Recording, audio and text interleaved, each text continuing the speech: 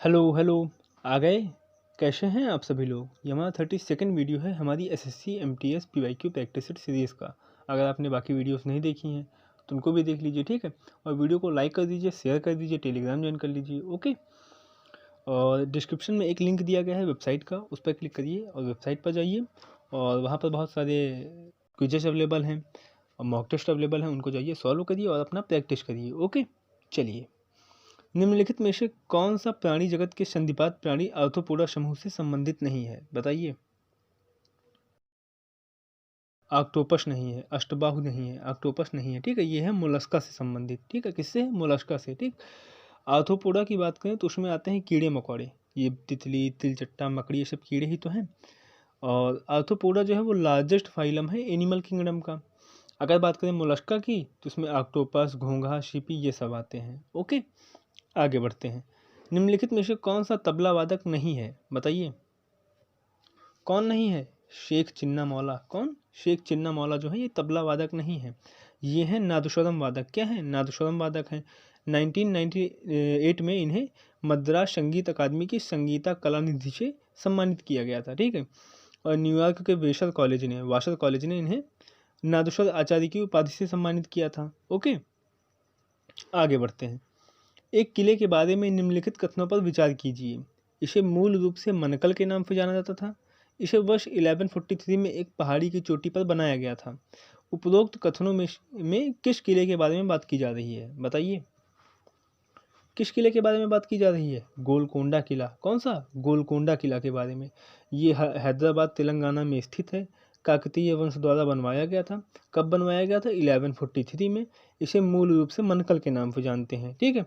अगर बात करें किला अगवाड़ा की तो ये गोवा में है, एक पुर्तगाली किला है, 1612 में बनाया गया था, ठीक।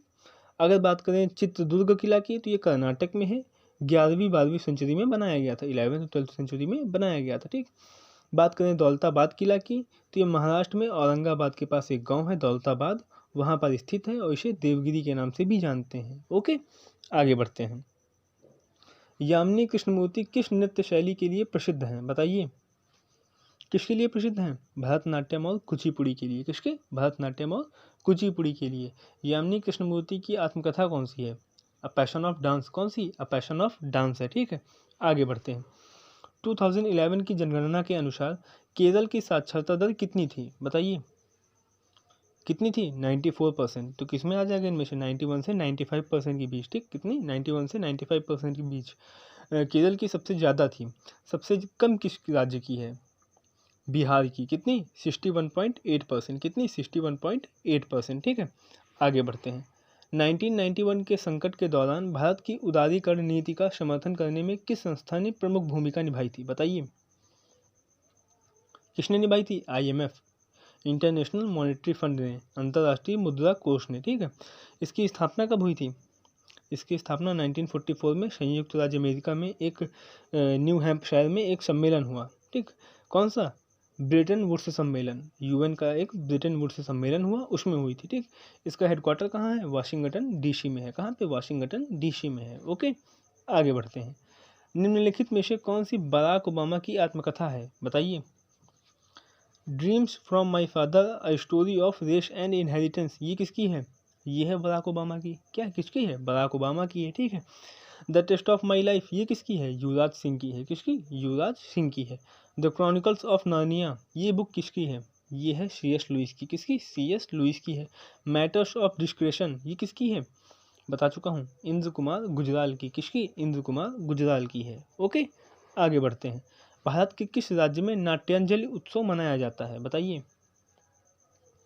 किस राज्य में मनाया जाता है? तमिलनाडु में। किस राज्य में? तमिलनाडु में, ओके। आगे बढ़ते हैं। बोनालू देवी महाकाली की पूजा के लिए मनाया जाने वाला एक हिंदू त्यौहार है। यह निम्नलिखित में से किस राज्य में मनाया जाता है, बताइए। कहाँ मनाया जाता है बोनालू? बोनालू, बथुकम्मा, मेधराम यात्रा, अलाई बलाई, ये सब कहाँ के हैं?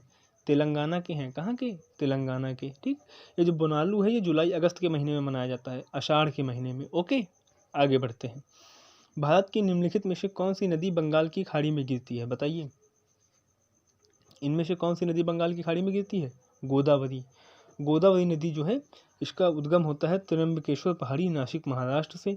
ठीक है। उसके बाद ये जाती है छत्तीसगढ़, उड़ीसा, फिर तेलंगाना, फिर आंध्र प्रदेश, फिर बंगाल की खाड़ी में गिरकर ये डेल्टा का निर्माण करती है। ओके, इसे ये दक्षिण भारत की सबसे लंबी नदी है। इसे वृद्ध गंगा या दक्षिण की गंगा भी कहा जाता है।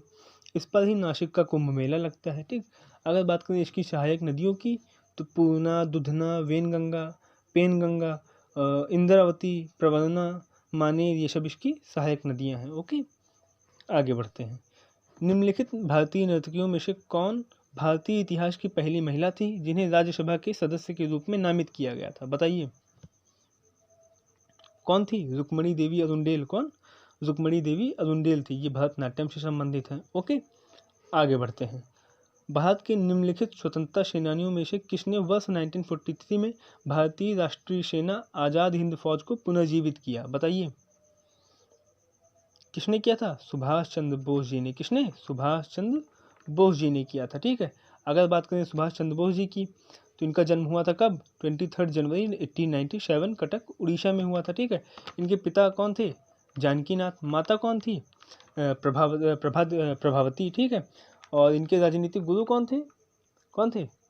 चित्तरंजन दास। कौन? चित्तरंजन दास थे। ठीक है, अगर बात करें आज़ाद हिंद फौज की तो उसकी स्थापना किसने की थी? संस्थापक कौन थे? कैप्टन मोहन सिंह, रास बिहारी बोस, निरंजन सिंह। ठीक, और 1 सितंबर 1942 को उसकी पहली डिवीजन बनी थी और 4 जुलाई 1943 को सुभाष चंद्र बोस जी ने उसकी कमांड संभाली थी। ओके, ये बताइए जो आज़ाद हिंद फौज की महिला ब्रिगेड थी उसका क्या नाम था? लक्ष्मीबाई ब्रिगेड। ठीक, उसमें नेहरू ब्रिगेड थी, महात्मा गांधी ब्रिगेड थी, अब्दुल कलाम ब्रिगेड थी, अब्दुल कलाम नहीं, अबुल कलाम। ठीक है, सुभाष ब्रिगेड थी। ओके, ये बताइए तुम मुझे खून दो मैं तुम्हें आज़ादी दूंगा, ये नारा सुभाष चंद्र बोस जी ने कब दिया था? कब दिया था? 1944 में दिया था। दिल्ली चलो का नारा कब दिया था? 1943 में दिया था। कहाँ से? सिंगापुर के टाउन हॉल से दिया था। ओके, 5 जुलाई 1943 को सिंगापुर के टाउन हॉल से दिया था दिल्ली चलो का नारा। ओके, आगे बढ़ते हैं। अल्लूरी सीताराम राजू भारत के किस राज्य के आदिवासी स्वतंत्रता सेनानी थे? बताइए किस राज्य के थे? आंध्र प्रदेश। किस राज्य के थे? आंध्र प्रदेश के थे। ठीक है, इन्होंने 1922 से 1924 तक रंपा विद्रोह का नेतृत्व किया, इसीलिए इन्हें मनियम विद्रोह या जंगल हीरो के नाम से जाना जाता है। ओके, बाद में ये पकड़ लिए गए थे और इनको 1924 में फांसी हो गई थी। ओके, आगे बढ़ते हैं। मई 2025 में माउंट एवरेस्ट फतेह करने वाली CISF की पहली अधिकारी का क्या नाम है? बताइए क्या नाम है? गीता समोटा। गीता समोटा जो है ये माउंट एवरेस्ट को फतेह करने वाली CISF की पहली महिला अधिकारी हैं। ओके, आगे बढ़ते हैं। निम्नलिखित में से किसने 1527 में खानवा में मुगल सम्राट बाबर से युद्ध किया था? बताइए किसने किया था? राणा सांगा ने। किसने? राणा सांगा ने किया था। ठीक है, तो ये रहे हमारे आज के सारे क्वेश्चन। आई होप आपको अच्छे लगे होंगे। अगर अच्छे लगे हो तो वीडियो को लाइक कर दीजिए, शेयर कर दीजिए, टेलीग्राम ज्वाइन कर लीजिए। ओके, और डिस्क्रिप्शन में वेबसाइट का लिंक है, उस पर जाइए और अपना प्रैक्टिस करिए जाके। ओके, चलिए मिलते हैं आपसे नेक्स्ट वीडियो में, तब तक के लिए take care and bye bye.